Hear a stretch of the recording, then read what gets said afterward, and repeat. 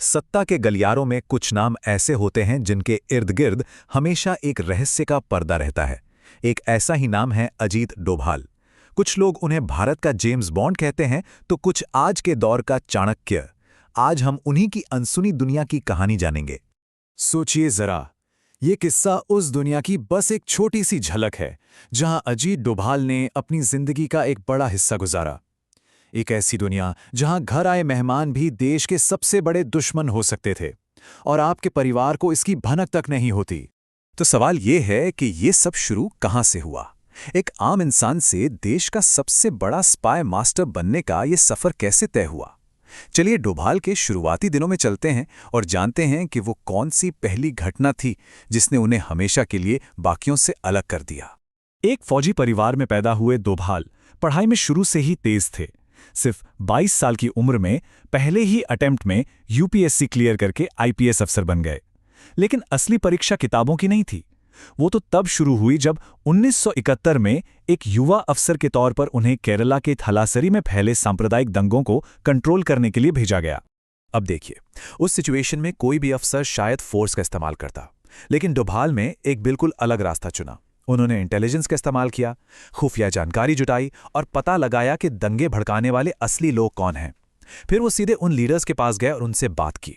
नतीजा, सिर्फ एक हफ्ते के अंदर बिना किसी बड़ी हिंसा के दंगे शांत हो गए। उनके इस अनोखे तरीके की खबर जब दिल्ली पहुंची तो सब हैरान रह गए। और बस यहीं से उनकी किस्मत ने एक नया मोड़ लिया। पुलिस की वर्दी से ज्यादा अब वो खुफिया ऑपरेशंस की दुनिया में कदम रखने वाले थे।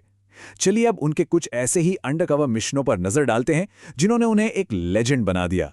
बात है 1970 के दशक की। उस समय मिजोरम में हालात बहुत खराब थे। मिजो नेशनल फ्रंट, जिसे एमएनएफ कहते हैं, एक बड़ा विद्रोही संगठन था जो भारत से अलग होना चाहता था। यह सरकार के लिए एक बहुत बड़ी चुनौती बन चुका था। इस बगावत को जड़ से खत्म करने का जिम्मा डोभाल को मिला। उनका प्लान किसी शतरंज की बिसात जैसा था, बिल्कुल सधा हुआ।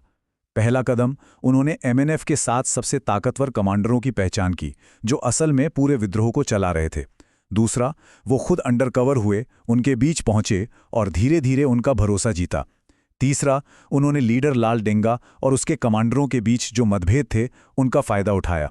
और आखिर में 7 में से 6 कमांडरों को भारत सरकार के साथ आने के लिए राजी कर लिया। इस एक ऑपरेशन ने विद्रोह की कमर ही तोड़कर रख दी। मिजोरम और सिक्किम में उनके इस बेमिसाल काम के लिए उन्हें सिर्फ 7 साल की सर्विस में प्रेसिडेंट्स पुलिस मेडल से सम्मानित किया गया। ये कोई मामूली बात नहीं थी, क्योंकि आमतौर पर इस सम्मान के लिए कम से कम 14 साल की सर्विस जरूरी होती है। डोभाल का करियर ऐसे ही खतरनाक और हाई स्टेक मिशनों से भरा पड़ा है। चलिए अब तेजी से उनके कुछ और बड़े ऑपरेशनों पर एक नजर डालते हैं। 1980 के दशक में उन्होंने 7 साल पाकिस्तान में एक अंडरकवर एजेंट के तौर पर गुजारे। वहां के न्यूक्लियर प्रोग्राम पर खुफिया जानकारी जुटाई। फिर 1988 में ऑपरेशन ब्लैक थंडर के दौरान वो पाकिस्तानी जासूस आईएसआई का एजेंट बनकर स्वर्ण मंदिर में बैठे आतंकवादियों के बीच पहुंच गए। और 1999 में जब इंडियन एयरलाइंस का विमान IC-814 हाईजैक हुआ तो कंधार में आतंकवादियों से बातचीत करने वाली टीम के वो मुख्य सदस्य थे।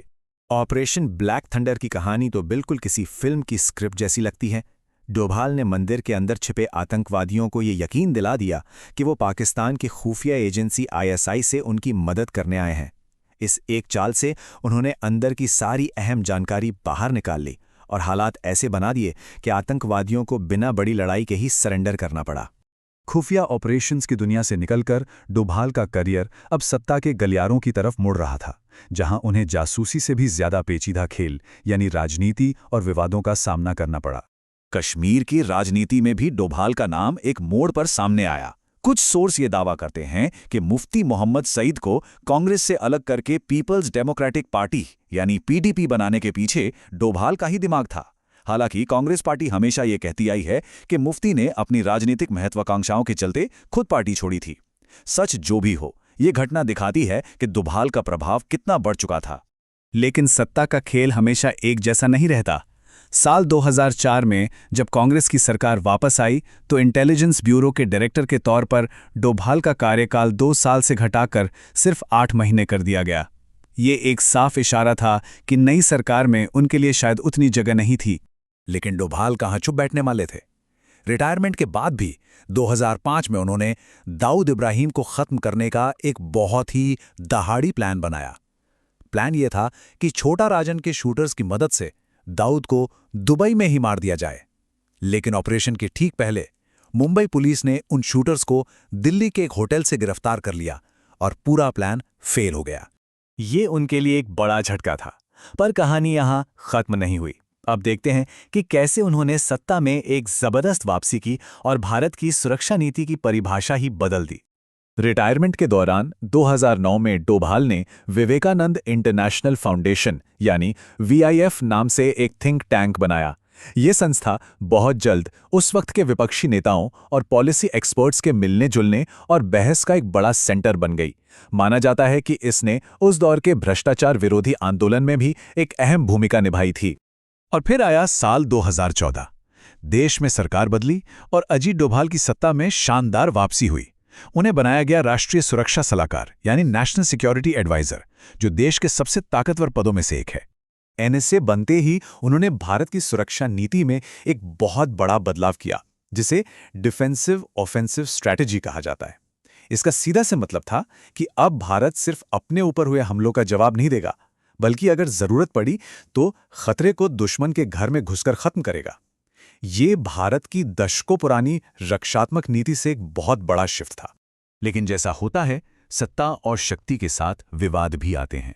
NSA के तौर पर उनके कार्यकाल में उनके परिवार पर कुछ गंभीर आरोप लगे।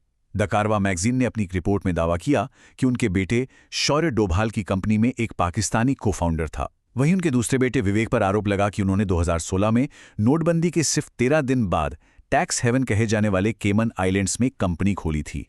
इन आरोपों के बाद विवेक डोभाल ने कांग्रेस नेता जयराम रमेश और कारवा मैगजीन पर मानहानि का केस कर दिया। इस केस का नतीजा ये निकला कि कांग्रेस नेता जयराम रमेश को अदालत में विवेक डोभाल से लिखित में माफी मांगनी पड़ी। तो आखिर अजीत डोभाल कौन है? एक महान देशभक्त जिसने देश की सुरक्षा की परिभाषा ही बदल दी, या फिर सत्ता के एक ऐसे माहिर खिलाड़ी जो अपने मकसद को हासिल करने के लिए सही और गलत के बीच की रेखा को धुंधला कर देते हैं? उनकी विरासत यकीनन बहुत जटिल है और इसका जवाब शायद आने वाला वक्त ही देगा।